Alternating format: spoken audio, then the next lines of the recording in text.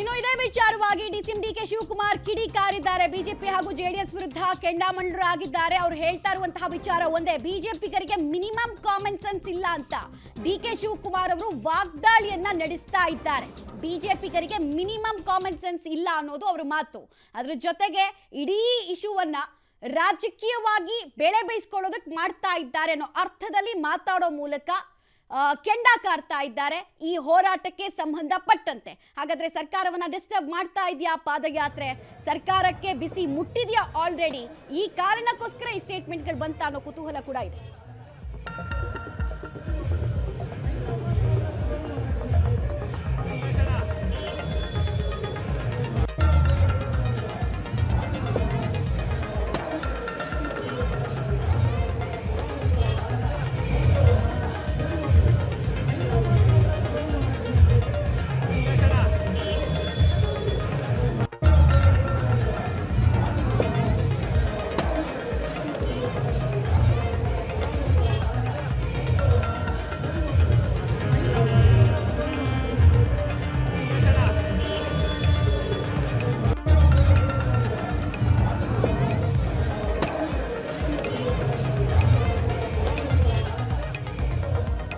ಗ್ರಾಮಸ್ಥರ ಉನ್ಮಾದ ಕಾಣಿಸ್ತಾ ಇದೆ ನಮಗೆ. ಉನ್ಮಾದ ಅಂದ್ರೆ ಆಕ್ರೋಶ ಪಾದಯಾತ್ರೆಯ ಸ್ವರೂಪದಲ್ಲಿ ಕಾಣಿಸ್ತಾ ಇದೆ.